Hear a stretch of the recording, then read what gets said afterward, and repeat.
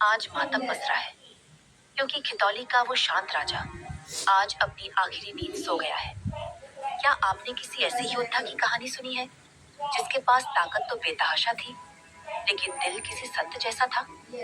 रुकिए और महसूस कीजिए पुजारी के जाने का वो दर्द जिसने आज पूरे जंगल को रुला दिया है।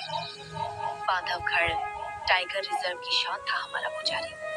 उसे देखकर ऐसा लगता था जैसे जंगल का कोई सेनापति अपनी गश्त पर निकला हो। उसे पुजारी सिर्फ इसलिए नहीं कहते थे क्योंकि उसका इलाका बड़ा था, बल्कि इसलिए क्योंकि वो एक सच्चा जेंटलमैन था।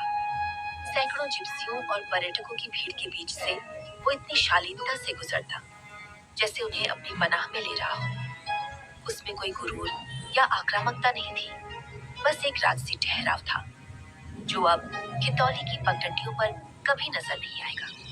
लेकिन नियति का खेल देखिए, जिस बांधवगढ़ की मिट्टी पर वो राज करता था, उसी सरजमीन के लिए उसे अपनी जान की बाजी लगानी पड़ी। जीवन नाम के बाघ के साथ हुए उस खौफनाक इलाके की जंग में पुजारी ने एक शूरवीर की तरह अपनी आखिरी सांस तक लड़ाई लड़ी।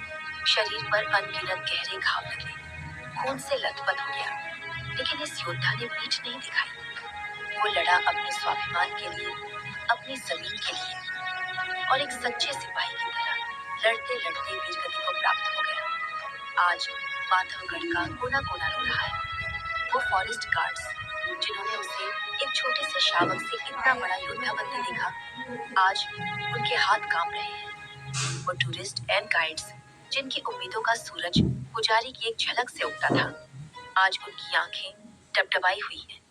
सफारी की गाड़ियां खामोश खड़ी हैं क्योंकि उनका अपना जेंटलमैन अब कभी लौट कर नहीं आएगा। ऐसा लग रहा है जैसे जंगल ने अपना सबसे लाडला बेटा खो दिया हो। पुजारी सिर्फ एक बाघ नहीं था, वो बांधवगढ़ का गुरूर था, एक अमर योद्धा था। तुम्हारी वो शांत चाल, वो बेखौफ आंखें और वो राजसी रुतबा, ये जंगल हमेशा याद रखेगा। अलविदा खितौली।